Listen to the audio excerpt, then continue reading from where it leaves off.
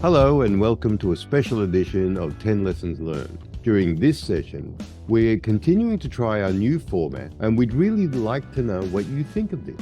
We'll dive into our archive of more than 120 episodes and more than 1,200 lessons learned from our distinguished guests. We want to focus specifically on big theme topics and wisdoms that have been shared by our guests globally. My name is Robert Hossary, and I'm joined today by my co-hosts, Diana White and Siebe Van Der Zee. Hello, Siebe. Hello, Diana. Hi, Robert. So today we're going to be talking about leadership. So Siebe, how about you take us through what leadership means for you, for the guests that you've interviewed, and we'll just pipe in when we have something to say. Thank you, Robert. It's an interesting topic, and interesting from the point of view that we all talk about leadership. We all know what leadership is. But if the question comes up, what is leadership? Then the answer probably comes down to it depends.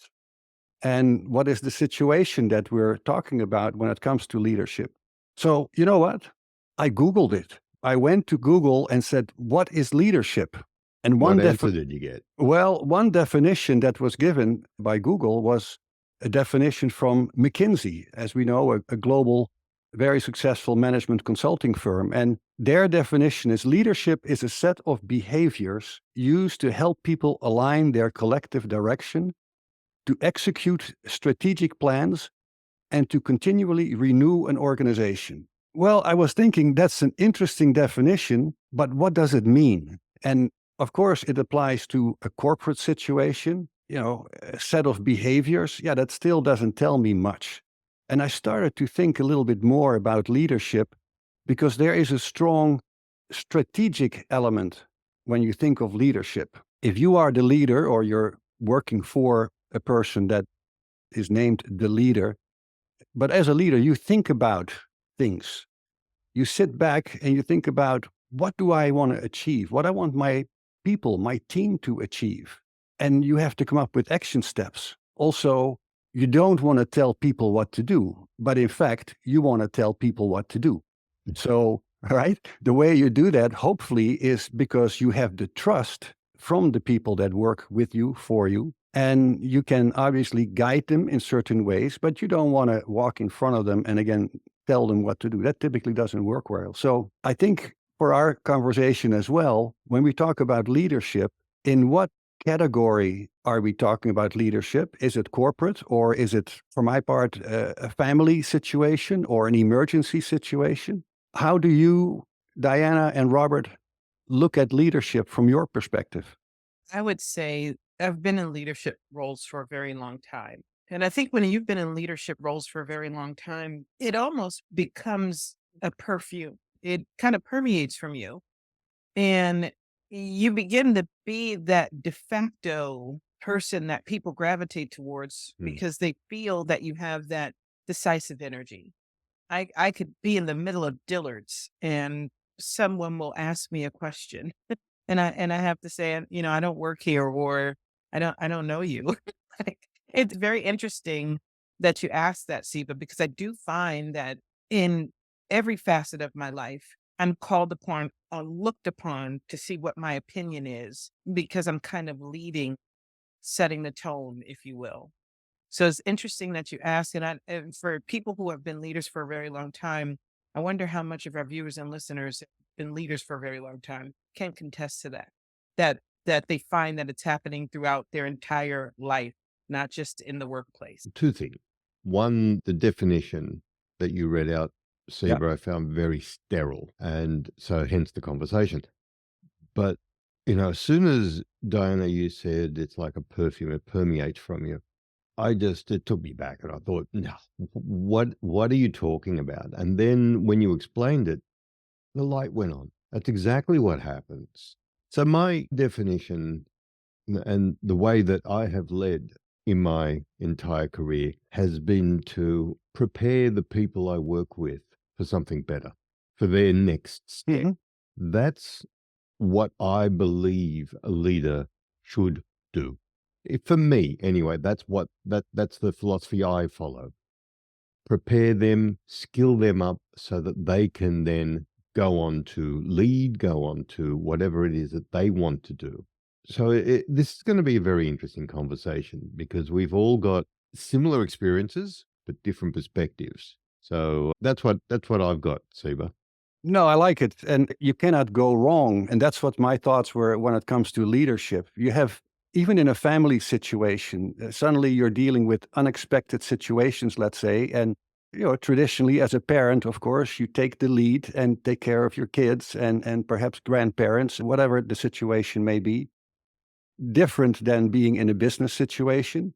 But the leadership skills, if you are part of a sporting team, whatever, American football or soccer or whatever it is, there are still leaders on that team. And hey, you're not the goalie, so the goalie has to stop the ball, but the strategy behind it. And that's, in a way, what I'm thinking of as well when it comes to leadership. It's taking care of other people, guiding people, but you also have to have a plan. It's not just in the moment. It has to be, in some cases, long-term, or at least for the next, 6 months, we have to take care of certain things. I think it's also too really the ability to be innately decisive. If you have the ability to be innately decisive, that means that you can think on the fly. You can create a vision of what needs to be done right away and get people to follow you to that vision. I think, yes, great leaders plan. Siebe, you're right. But I also think that great leaders know how to pivot and be decisive in situations that catch them unawares. Agreed. It goes both ways. I would like to add, because I don't disagree again with what I hear from both of you, that yes, when you are experienced, you have had an opportunity to show leadership skills or develop leadership skills. That's one thing. But if you're dealing as a maybe relatively young individual with surprise situations, you cannot say, well, I'm the leader because I've been the leader for the last 20 years. It may be the first time that you're dealing with a situation.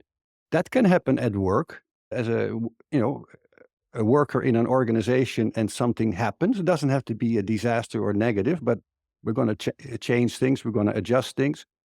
You still need to be a leader or become a leader.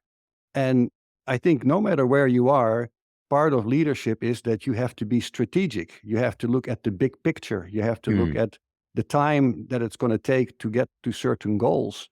If I may, I want to think a little bit about these topics based on lessons that we received from some of our guests, right? And when I think of leadership as we are discussing, of course, there are values that go with leadership. And many of our guests have applied those lessons, and I will mention some of them. But in addition to values, and we're talking about that, there are action steps that are expected from the leader. And then there are certain behaviors that our guests say, that makes a good leader. So let's just start, and we all have lessons from various guests, because the topic of leadership has been used, as we know, by many of our guests in different situations, in different countries, but leadership is important. I have, as a first lesson, a lesson from Sheriff Paul Penzone. He is the sheriff in Maricopa County in the state of Arizona, 30 years of law enforcement experience. And one of his lessons was, authority is privilege, not entitlement. And I don't know about you guys, but when I think about, let's say, politics around the world, not just in one or two countries, authority for, unfortunately, many seems to be entitlement. And I really like the fact when a sheriff, law enforcement expert with many years of experience brings out a lesson, authority is privilege, not entitlement. I agree. I It's agree. definitely a privilege. And I actually use that terminology with my team quite often, that I'm privileged to work with them, because it links into so many other lessons that we've heard, which, should be noted, that I'm grateful to work with these people who have those skills, who make my life easy as a leader. So I am privileged, and it should be seen as a privilege. And that's where things like micromanagement is an absolute joke. The micromanagement is a tool used by the incompetent. And sorry, if I offend anyone, tough, because if you're using micromanagement, you're an incompetent leader and you shouldn't be in that position. And it could be controversial, but you're not going to get anything done by telling people what to do. And you should be grateful that these people work with you. Now, having said all that, I'm not saying let people walk all over you. I'm not saying work with incompetent people or people who can't do their jobs, but give them room. Let them do it and understand it is a privilege to lead other human beings. Yeah, well said. And it comes down to respect. Now, I'll piggyback on that and say it's not just incompetence. If it were just incompetence, we could handle that. There are classes for that. It's insecurity. Oh, yes. It's Well said. insecurity. And insecurity, you can't teach, unfortunately, that out of a lot of people. That stays with them because that's something that they have to discover and deal with on their own. And I have always led from the standpoint of when I understood what real leadership means, and I dove into my servant leadership, right? That it is a privilege and an honor that people of high quality have said, we will follow you because we know that you're going to help us be the best we could be. There's not a better compliment than that. There's the trust. There's the the trust, and the absolute trust, and the safe space to be able to say, hey, Diana, you know what? I think you're a heck of a leader, but this one thing, like, I think you're chasing the wrong gopher here. To be able to challenge me and make me see what they see. It's a give and take. Isn't that wonderful, though? It is the trust. It is all that. I mean, there was someone you interviewed, Siebe used. Nikki Luisterberg. Yeah. Thank you. And, he was talking about being a shit screen. Yeah. Which also helps build that trust. Yeah. Because you're the buffer between all the politics and nonsense and your team who are doing doing their work. It definitely is trust, and it definitely is insecurity. Diana, I agree with you there. I have another lesson from one of our guests, Alberto Esparza. And he is, as we know, a charitable leader helping young people in underserved communities for so many years. Great individual. One of his lessons related to leadership was leadership is defined by the community, right? It's not far from the first lesson that we talked about. It's a privilege, not entitlement. Defined by the community. It's not defined by the leader, him or herself. It's defined by the people that interact with that individual. I'll tell you this. I actually just went through this with an organization that I've been coaching where there is a leader in place, but nobody looks to this person as the leader, right? There is another person who has a stronger personality, a stronger sense of why, a stronger vision. So you can have somebody that was put in place to lead.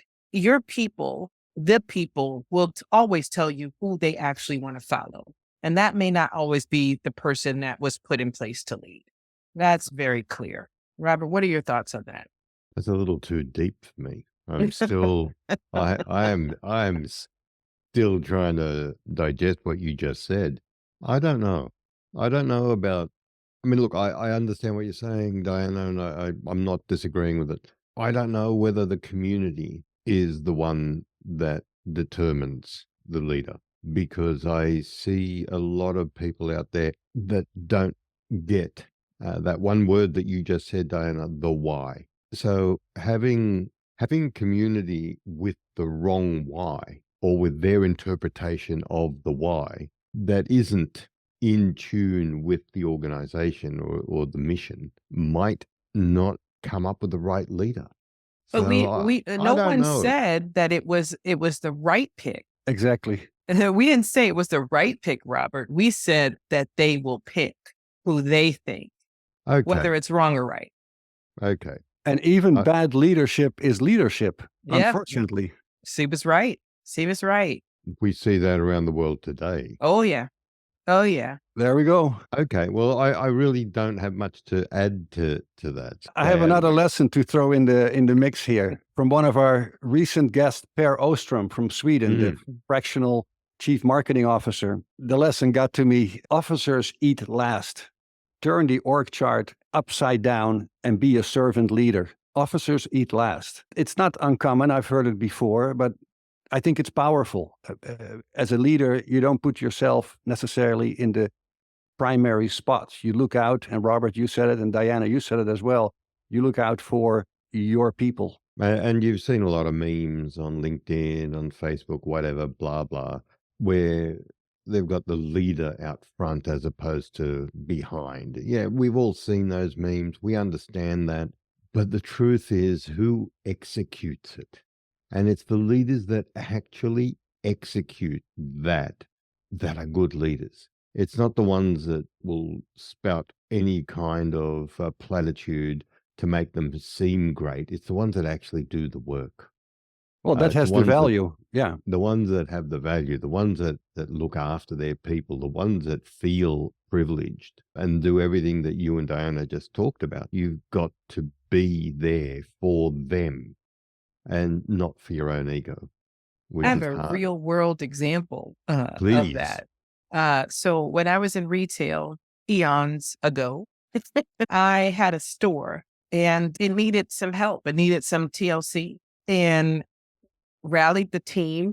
Oh gosh, they hated me at first because who likes change, right? And so here I am coming in and shaking everything up. And finally we got to a point, in our team dynamics where we were performing, man. We were doing it. And my boss came through. We did a walkthrough and he asked me all these different questions. And I said, so-and-so did this and so-and-so came up with the idea for that. And so-and-so was able to solve this after months of not being able to get it done. And so-and-so, and he stopped me after a while and he said, and I know in hindsight, because he's a very good man, he was trying to give me advice about showing what I bring to the table. And so he stopped me and he said, listen, when I bring the big bosses around, if you keep talking like this, they're going to say, well, what do we need you for? What have you done? And I just looked at him and I said, well, who do you think motivated them? Who do you think motivated them and empowered them to be the best that they can be so they can fix these problems? I don't want to be here 24/7. I don't want to be here on a Sunday night at 8:00 trying to fix everything myself so I can tell the big bosses I did it all. That doesn't make a team. And I think for me, that was one of the first times that I ever stood up for my leadership style. And I've never looked back. I've always been the person to say, this person did it. If you're smart, you're going to know that they did it because I gave them the tools. I gave them the resources. I had my pom-poms. I was the cheerleader. If you're smart, you're going to realize that because that's my leadership style.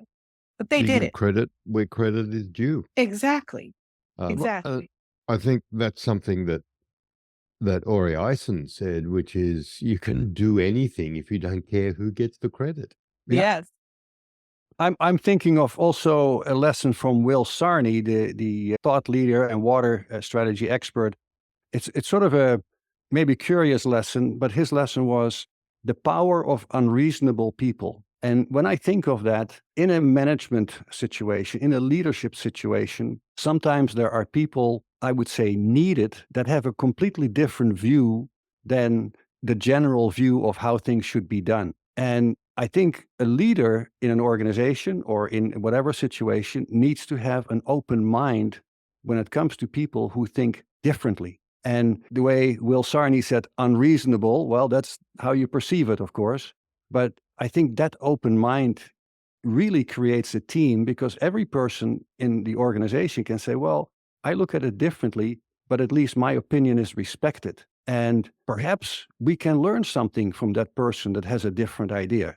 And my gosh, we should have learned something from that person. So I think it's part of leadership, what we're talking about. All these elements are I think, very relative. I'll throw out a few more lessons from our guests. Zoe Fragu, the organizational psychologist and performance coach, one of her lessons was, be the person you needed when you were younger. Does that connect somewhere?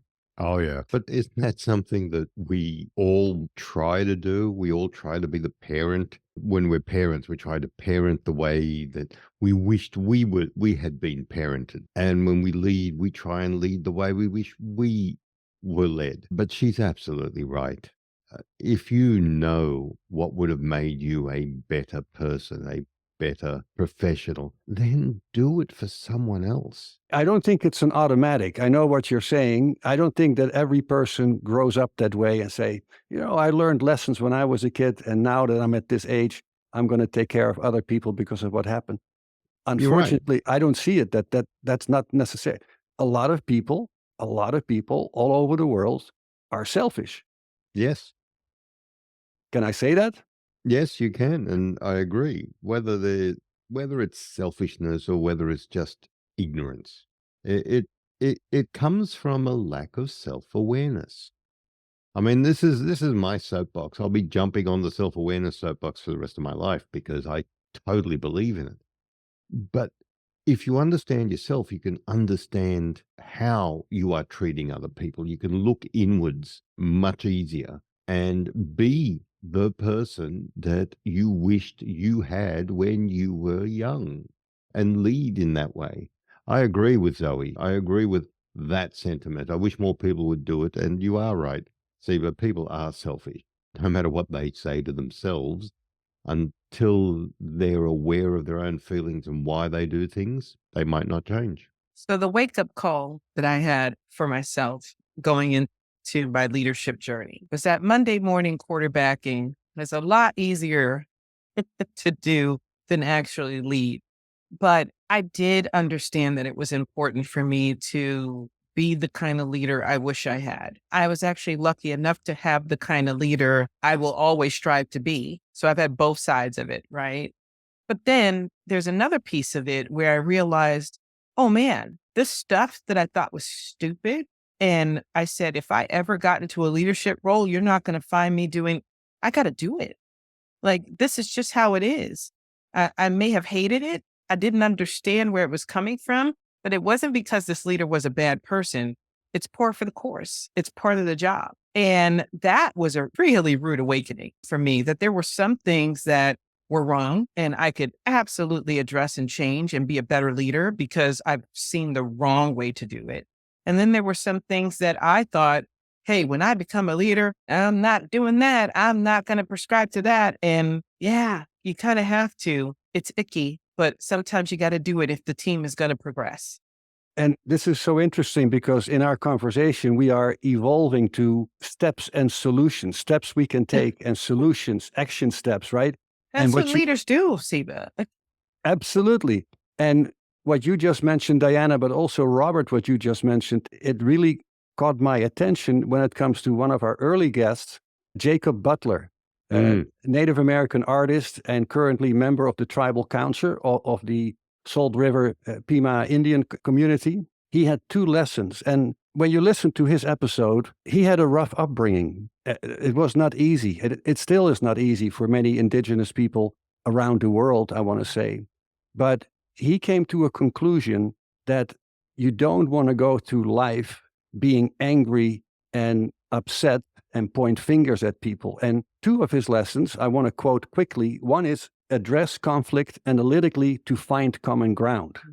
Well, coming from a person, again, that had to deal with all kinds of negativity, and I put it mildly, his other lesson was address issues with solutions, not complaints, because it's so easy to point at each other and say, you are wrong and I'm right. And it basically gets out of shape where it's like, come on, let's be reasonable people, find common ground, focus on solutions. Wisdom from Jacob Butler. What are your thoughts? I love that. I love that. I just recently adopted, I guess it's an old improv trick, right? I went to a seminar and somebody said to try it. I said, hey, I'll try it. And I love it.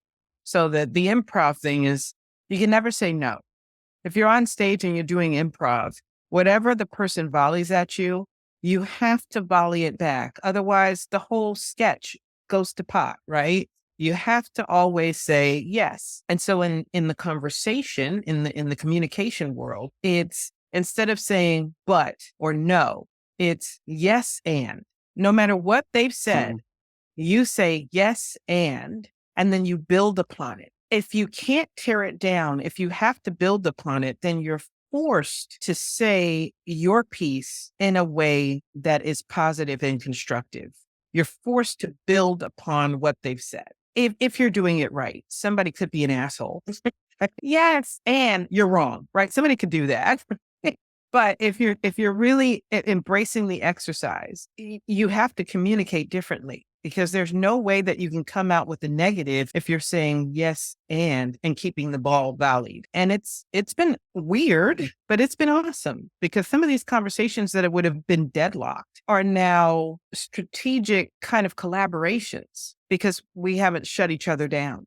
From Jacob's point of view and Jacob's perspective, I understand being analytical about the opposing side. And using Diana's technique, you should be able to come to a resolution most of the time. There are ridiculous arguments out there that don't have two sides, and I know our co-host Jeff would disagree with me vehemently about that. Jacob's episode is one of my favorites, and I find a lot of what he says very wise, very calming, and it got me thinking a lot about everything. So I totally agree with Jacob and his approach. I really have nothing to say but to endorse Jacob's lesson, Siebe. If I can add one more, which is Jim Please. Longley, and I think this is something that you'll agree with, our audience will agree with. Jim Longley said in one of the interviews with us, every organization has a boss. Not many organizations have a leader. Yes.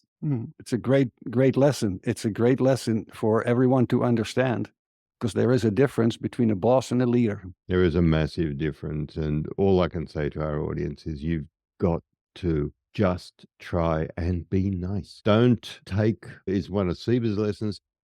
What was your lesson, Siebe? Don't accept second place when it comes to the quality of work you receive. But also, don't be an asshole.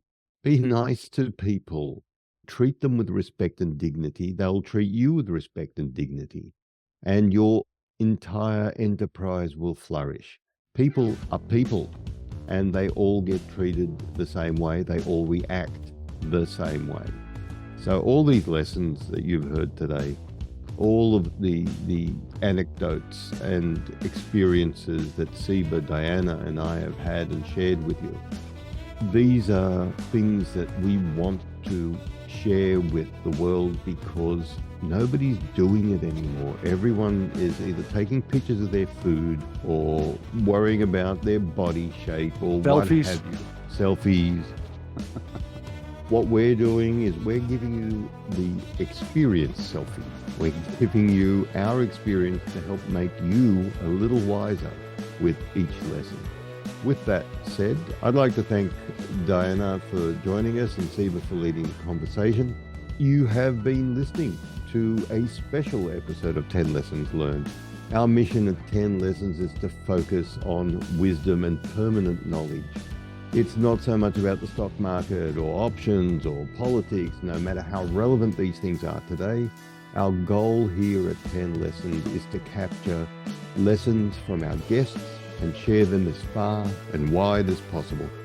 We hope you enjoyed the show. We'll include the guest names in the links in the show notes of all the lessons that we discussed. Please don't forget to comment and review the show and tell us what you think of this new format. You can also email us at podcast@10lessonslearned.com. I hope that you'll subscribe to the show so you don't miss any of our regular episodes or any of these new episodes. If a majority of the audience likes it, we'll continue to make them. And remember, we're making the world wiser. Lesson by lesson. Thank you, and stay safe.